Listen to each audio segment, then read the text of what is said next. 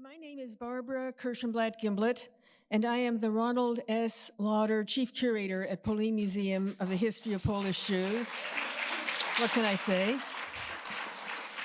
And a member of YIVO's Scholarly Advisory Council. On behalf of Polin Museum and the YIVO Institute for Jewish Research, it is my great pleasure to welcome you to this evening's program.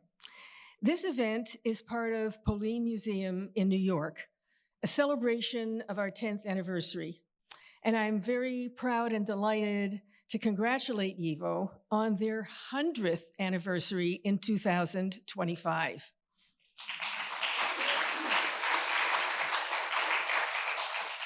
This is a once-in-a-lifetime milestone. Warmest congratulations.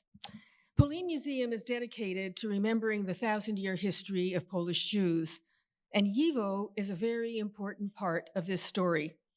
It finds its rightful place in our core exhibition. We could not have told that story in all of its richness without YIVO's unparalleled archive and library, and the same is true of our next temporary exhibition, which will deal with 1945 on the anniversary of the end of World War II and the 5 years following. We are proud of the formal partnership between YIVO and Polin Museum, a partnership that was signed in 2012, and we're delighted to be collaborating with YIVO on this event. YIVO and Polin Museum are not just about the past. They're also about the present and the future. Tonight's film, Proof of Identity, explores what it means to be Jewish in Poland today, in light of all that has come before and all that is yet to come.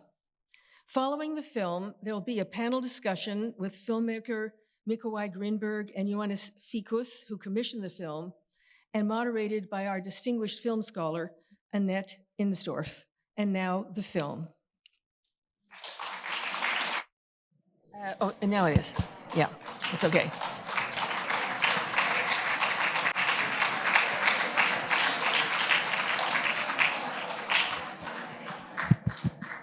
It's my great pleasure now to introduce our panelists. Mikołaj Grynberg is a photographer, author, and trained psychologist. He has published 3 collections, Survivors of the 20th Century, I Accuse Auschwitz, and the Book of Exodus. I'd like to say sorry, but there's no one to say sorry to. His first work of fiction, and my personal favorite, was a finalist for the Nike Poland's top literary prize. He lives in Poland, and he will be translated today by Sean Bai, a wonderful translator of his work.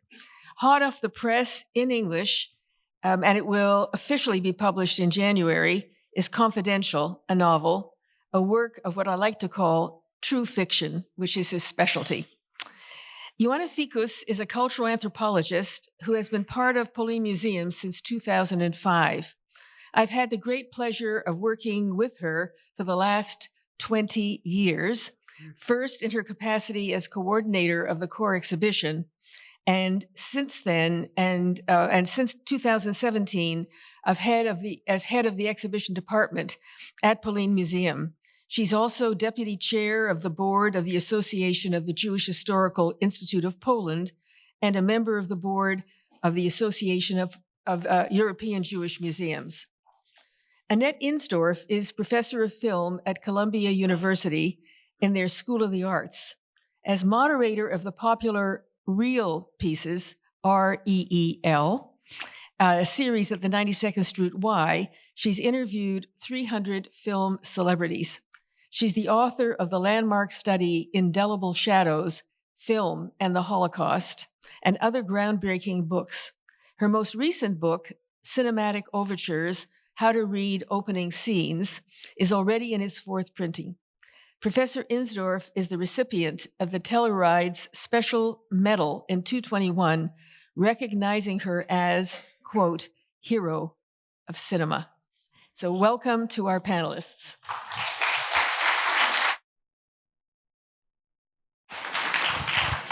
Good evening, everyone. I was asked to say just a few words about my own response to the film, which I watched tonight for the second time. And I really feel so close to the concerns of proof of identity. And it's not only because I'm the daughter of Polish Jewish Holocaust survivors. During the 4 times that I have visited Poland, mainly the cities of Krakow, where my mother was born, Warsaw, and Łódź, I have been so aware of a growing philo-Semitism, if I can put it that way, at least in major cities, and of a younger generation's desire to know more about Polish Jewry. 3 of these visits were with my husband, Mark, who's here with me tonight.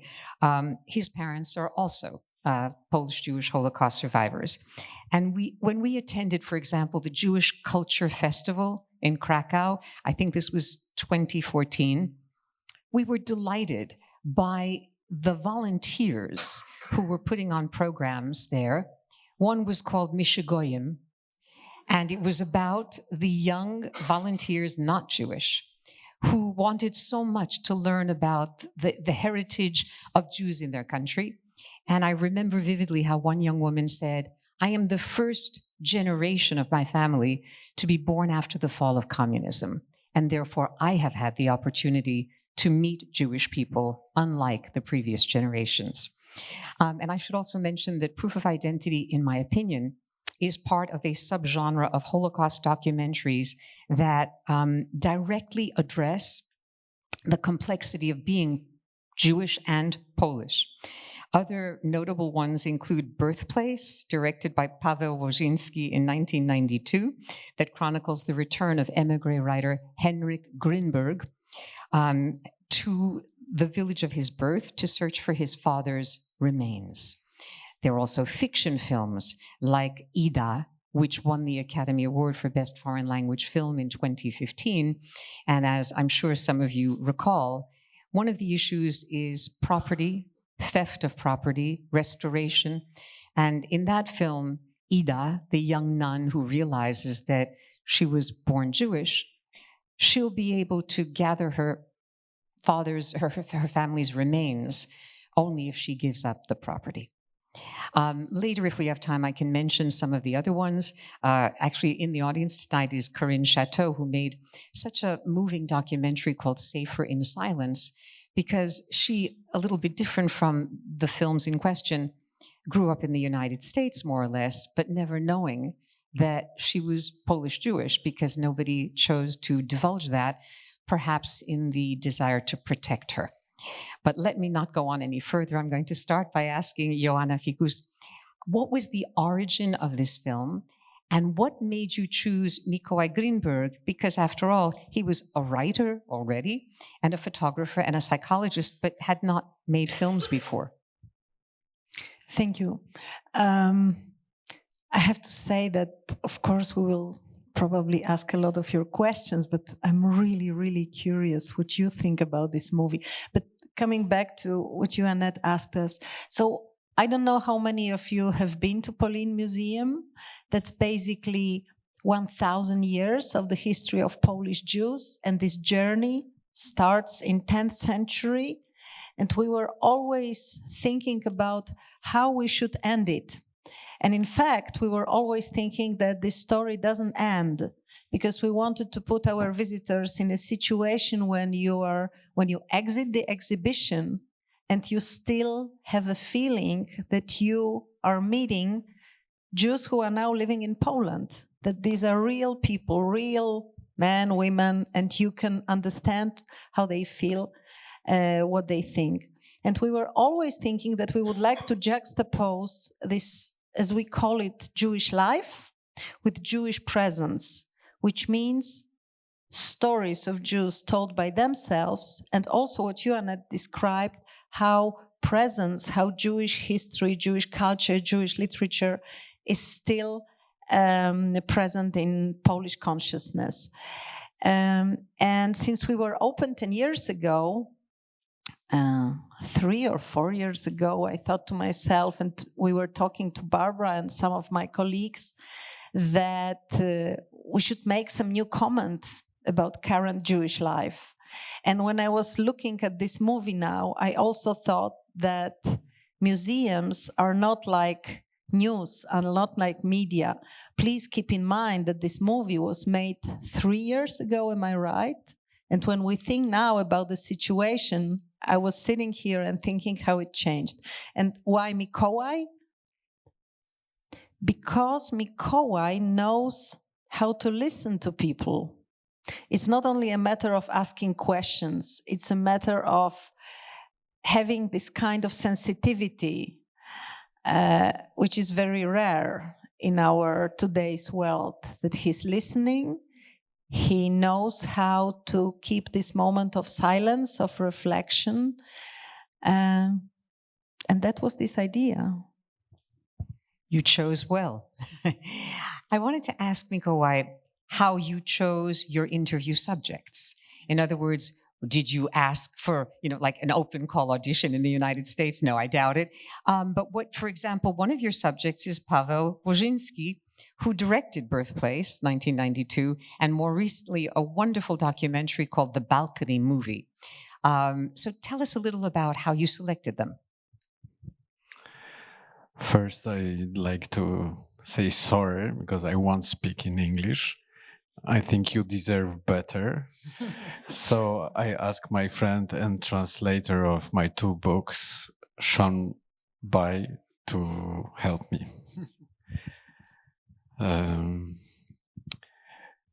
Wybieranie bohaterów do tego filmu zupełnie inaczej by wyglądało w Stanach. Choosing the subjects of this film would have looked different in the United States. Nie mogę powiedzieć, że mieliśmy mniejszy wybór. I couldn't say that we had a smaller choice. Bo u nas są tylko ci najlepsi. Because we have only the best. Więc wybierałem z tych kilkunastu tysięcy najlepszych polskich Żydów. So we chose from those 10 or so thousand best Polish Jews. Wybierałem tak, żeby byli chłopcy i dziewczynki. I chose so that there would be boys and girls. Religijni, niereligijni. Religious and secular. Z większych miast, z mniejszych. From larger and smaller cities. Przede wszystkim wybierałem tak, żeby potem nikt nie mógł powiedzieć, że manipulowałem obsadą. Above all, we chose them so that no one could accuse us afterwards of having manipulated the selection. Tą dziewczynkę, którą Państwo widzieliście na początku i na końcu, małą Hannę. The girl who you see at the beginning and the end, Hanna. Wybrałem już w trakcie zdjęć. Poczułem, że brakuje nam jeszcze takiego małego człowieka. I chose while we were already filming. I thought that we were missing the voice of someone so young. Najstarsza bohaterka Krysia. The oldest subject, Krysia. Była w pewnym sensie w zastępstwie moich rodziców. Was in a certain sense a stand-in for my parents. Bo gdybym wtedy jeszcze miał rodziców, to na pewno bym ich tam zaprosił. Because if I had still had my parents then, I'm sure I would have asked them to participate. Zaprosiłem tam przyjaciółkę rodziców, ale ona mi odmówiła. I invited one of my parents' close friends, but she turned me down. Powiedziała, żebym poszukał wśród takich osób, które nie mają dzieci i wnuków w Polsce. She said I should look for someone who doesn't have children or grandchildren in Poland anymore. I Krysia jest taką osobą. And Krysia is one of those people. Ale też była przyjaciółką moich rodziców. And she was also a close friend of my parents. Why did you choose not to include the names of the individuals that we see? Because in traditional American documentaries, they always identify people by name, at least the first time. I'm curious about that. Oni są przedstawieni na końcu filmu. Ja ich nie zostawiłem bez imion i nazwisk. They're identified at the end of the film, so I didn't leave them completely anonymous. Ale myślałem, że te polskie imiona, nazwiska, to się trudno czyta. But I thought the Polish names would be difficult to read. A tak naprawdę to chodzi o to, żebyśmy ich słuchali, a na końcu się dowiemy, jak się nazywają. And the point was to make sure that people would listen and they could find out the names at the end. And what would you say was your greatest challenge in making a first film? No poza tym wszystkim, co się wiąże ze stroną techniczną, że musiałem się bardzo szybko uczyć. Apart from all of the technical aspects that I had to learn very quickly.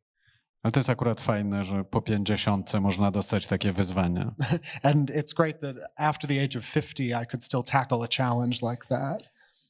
Ale i poza odpowiedzialnością za całą ekipę, za budżet, za moje bohaterki i bohaterów. And apart from being responsible for a whole team and for my whole set of interview subjects.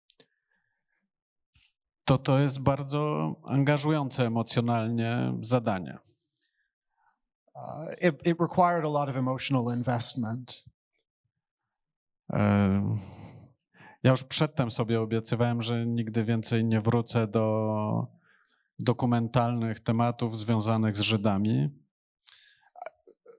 Beforehand, I had promised myself that I would never go back to documentary subjects on Jewishness. Po to, żeby nie wystawiać i moich bohaterek, i bohaterów, i siebie samego na antysemityzm. So as not to put either my subjects or myself through antisemitism. Ale jak Joasia mi zaproponowała ten temat, to moje ego się urwało ze smyczy i przyjąłem tę propozycję. But when Joasha made this proposal to me, my ego got the better of me, and I decided to say yes. Ale to nie jest coś, co jest bezpłatne. Za taką intensywność przeżyć i głębokość ma się z tego wielką satysfakcję i płaci się swoją cenę. But it doesn't come without a cost. This kind of deep investment and involvement, you have to pay something for it in the end.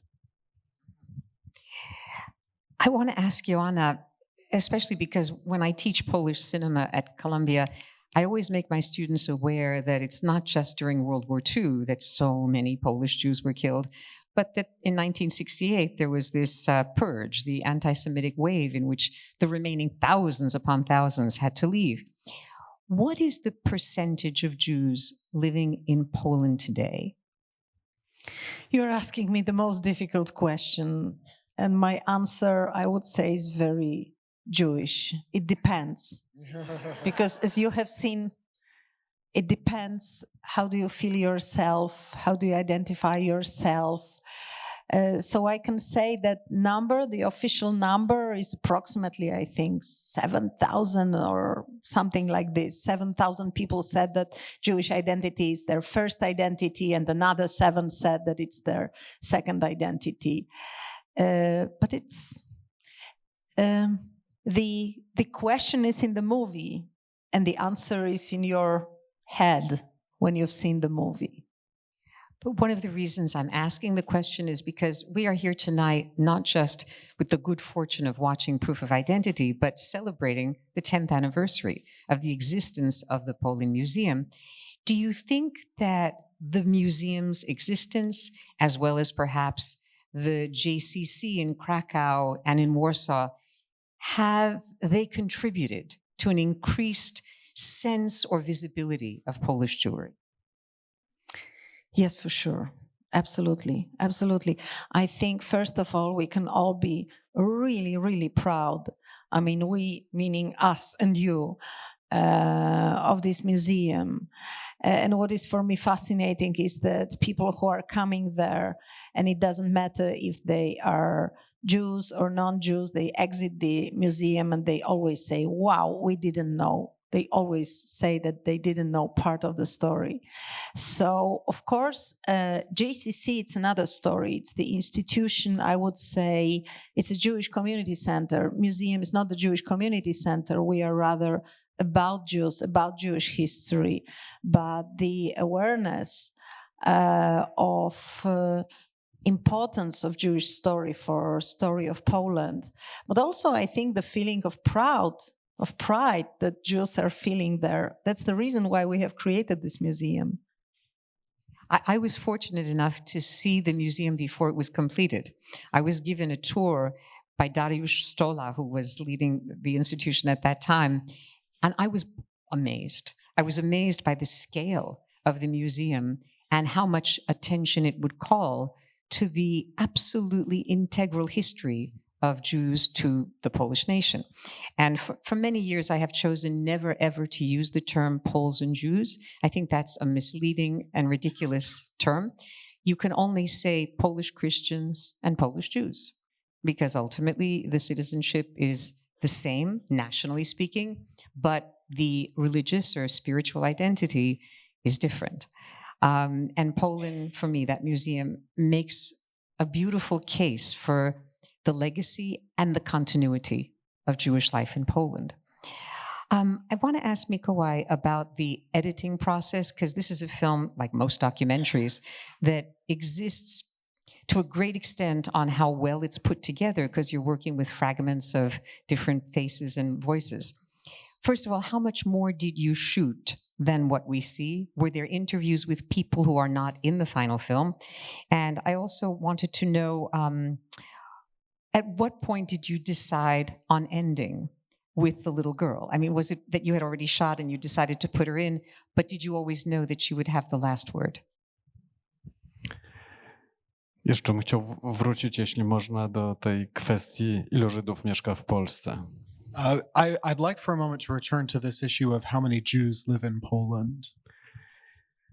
Ja mam takie marzenie, I have a dream żeby wszyscy Polacy zrobili test DNA. that everyone in Poland would take a DNA test. Na dekady będzie spokój. Przez dekady już będzie spokój. For decades afterwards, we would have peace. A wracając do procesu montowania tego filmu, but turning back to the process of editing the film, to wszystkich, których zaprosiłem, można zobaczyć w 10-minutowym filmie, który jest wystawiony właśnie w Galerii Współczesność w Muzeum Polin. You can see everyone who I interviewed in the 10-minute version of the film, which is shown as part of the permanent exhibition at the Polin Museum. I w tej chwili nie pamiętam liczby, ale myślę, że to jest 2 razy więcej osób. Drugie tyle. And I don't remember the exact number, but it's about twice as many as you see in this film. Tylko tam, gdzie oni są wszyscy, trwa 10 minut i każdy mówi jedno zdanie. Except the one that lasts 10 minutes has twice as many people and each of them only says one sentence. A tu, gdzie jest ich mniej, trwa 40 minut. And this one, which has fewer people, lasts 40 minutes. Małą Hannę zaprosiłem z taką nadzieją na to, że ona wniesie życie. Że ona wniesie życie, energię, nadzieję. I invited little Hanna in the hope that she would bring life into the film. Like more vivid. Make it more vivid. Okay. I wszyscy mówili, że wszyscy, którzy znali Hannę, mówili, że to jest idealny wybór, że Hanna nie zatrzymamy jej, tyle będzie mówiła. And everyone who knew Hanna said that she was exactly the right choice, that we wouldn't be able to hold her back once she started talking. I tak było, dopóki Hanna nie wyszła z garderoby i nie pojawiła się na planie. Proszę? I tak było, dopóki ona nie wyszła z garderoby i nie pojawiła się on the set. Oh, and that's exactly what she was like until the moment that she came out of the dressing room and walked onto the set. No i odkrywając już wszystkie tajemnice pracy nad tym filmem, mogę Państwu powiedzieć, że wszystkie zdania, które Hanna powiedziała na planie, usłyszeliście. And since I'm revealing all of the secrets behind the making of this film, I can tell you that every sentence that Hanna spoke, you heard in the film. Ale myślę, że to jest... Wtedy tak myślałem, ale teraz też myślę, że kończąc ten film, lepiej jest zostawać z tą wesołą Hanną, skaczącą po schodach. To trochę wyglądało jak tutaj, tak? Że ona tak po prostu skacząc po tych schodach, kolorowo ubrana, odeszła. A część z nas wie, jakie Hanna będzie miała życie. Hanna nie wie, jakie będzie miała życie, a część z nas nie wie, jakie Hanna będzie miała życie. Przepraszam. I thought then, and I think now that it makes a good ending for the film to see little Hanna dressed in bright colors, skipping up the stairs, just sort of like the stairs that we have here. And as we watch her, some of us know what kind of life Hanna is going to have, but Hanna doesn't know what kind of life she's going to have. But it works so well because you chose to open the film with you and Krisha on top of the stairs and you descend. And then at the very end of the film, you take Hanna's hand and you go right up the steps. So you start with the oldest character and end with the youngest. And you also end with a question. Because what Hanna said, I mean, do you feel Jewish? You know, jeszcze nie wiem o tym. I don't know yet. Which is a lovely sort of pregnant way to end this motion picture about identity. No ale my już wiemy, czy Hanna jest Żydówką, czy nie. Po pierwsze, bo jest w tym filmie. Po drugie, bo się nazywa Hanna. I no, każdy z nas może sobie wyobrazić ciąg dalszy po swojemu. But of course, we already know whether Hanna is Jewish, partly because she's in the film, partly because her name is Hanna. And so we have an idea of what the next part of her life is going to be like. Each of us can have our own idea of what the next part of her life is going to be like. And for Joanna, we know that in the core exhibition is the 10-minute version of the film. But what we just watched is a real film, a documentary. Is there opportunity, for example, in Poland, for people to see this 40-minute version or so that we just watched? Yes, it was on the HBO, in the HBO channel. It wasn't? Discovery. I'm sorry, I'm mixing up these channels, but wherever. It was seen in the Discovery channel. So yes. Okay. And I have a question for Mikołaj, but it can be extended. I was curious about the fact that none of your subjects mention ways of enacting their Judaism in terms, for example, of prayer. Nobody mentions Jewish holidays.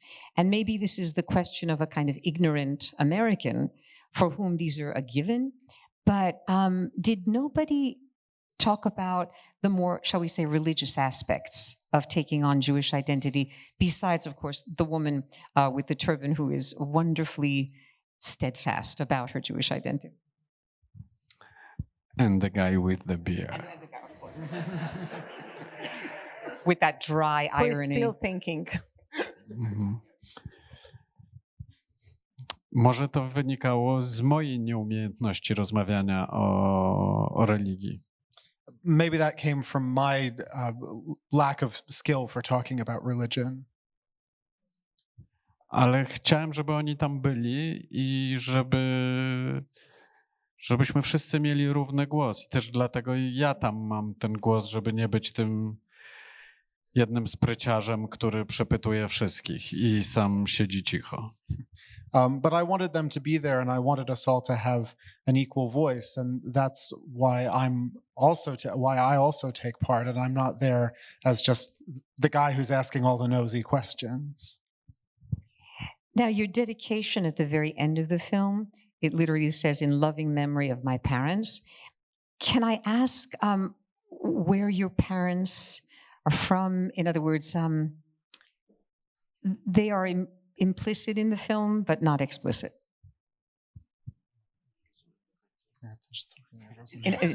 Then where are your parents from in Poland?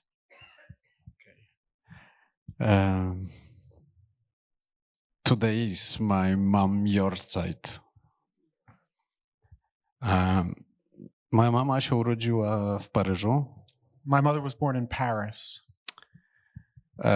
I obydwoje jej rodzice byli deportowani do Auschwitz. Both of her parents were deported to Auschwitz. I wróciła tylko mama. And only her mother came back. Mój ojciec przeszedł przez getto warszawskie. My father survived the Warsaw Ghetto. Razem ze swoimi rodzicami. Along with his parents. I potem się ukrywali w różnych miejscach w okolicach Warszawy. And afterwards they hid in various areas around Warsaw. No więc w takim domu wyrastałem. So that's the kind of house I grew up in. See, I'm interested in origin stories, not only of motion pictures, but individuals. And I'm starting to appreciate the film just a little bit more, knowing this. I was also born in Paris, and my mother did survive Auschwitz, so there are some connections. I know that we have more questions. I certainly do, but I'm not sure that I'm supposed to go any further time-wise. No, I think I have to stop for a moment.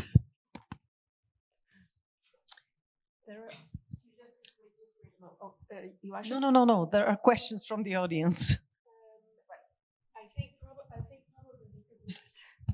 I think probably because we're such a large group that we were not going to take questions this evening. But I did want to say a couple of words about the installation of this 10-minute film at Polin Museum. As Joasha explained, this last section of this 1,000-year story of the history of Polish Jews comes, and the last section is after 1989. And the way we think about this last section is small numbers, big presence.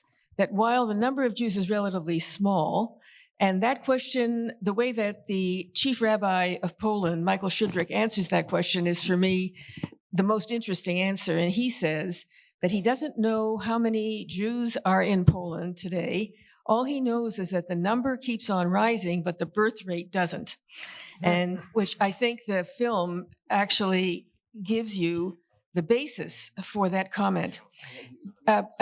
Jewish presence in Polish consciousness is much more than the overt expressions in the form of the Krakow Jewish Culture Festival, publication of books, concerts, and certainly Polin Museum itself, which I think functions in really important ways that Joasha began to talk about as well, in terms of supporting the renewal of Jewish life in Poland and providing the resources for thinking about the history of Polish Jews, which, as the film I think really shows, is for many, many reasons obscured, overshadowed by the Holocaust, and certainly made inaccessible by silence. And so I think in many ways this is that Mikołaj's film and Joasha's concept for commissioning it really captures something extremely important as a way of exiting the 1,000-year story.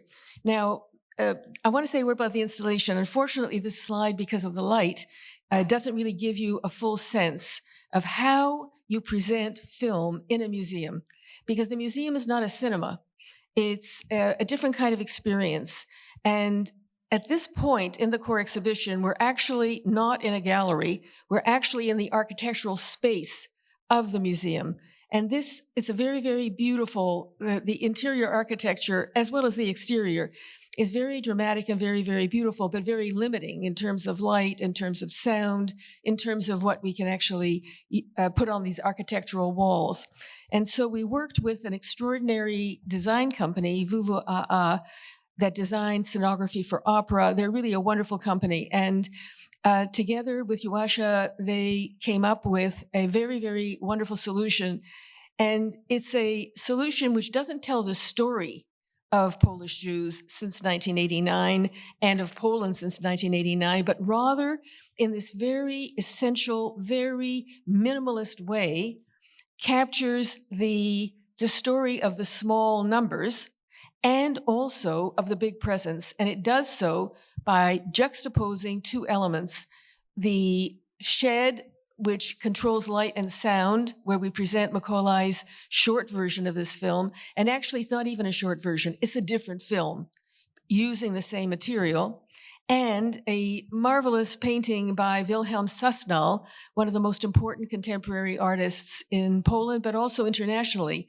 And it was a gift that he made to the museum after an exceptional exhibition devoted to his work.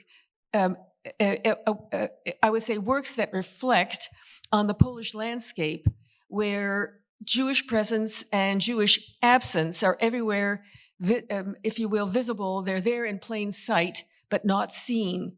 And so that painting, which is a very interesting painting of a vision of Majdanek with a bicycle in the front, which I think captures the feeling of the pervasiveness of the material traces and signs of the Holocaust in this particular case, but that has become so much a part of the landscape that is not fully recognized. And so that very simple, minimalist solution gets to the very essence of small numbers, big presence as our way of trying to communicate the situation in Poland after 1989. And I think that, I am eternally grateful really for Joas's concept, for commissioning Mikołaj, who is absolutely marvelous. If you haven't read his books, some of them are now available in English. I highly recommend them. And with that, I want to thank our panelists for this stimulating conversation and for all those who have made Polin Museum in New York this week possible.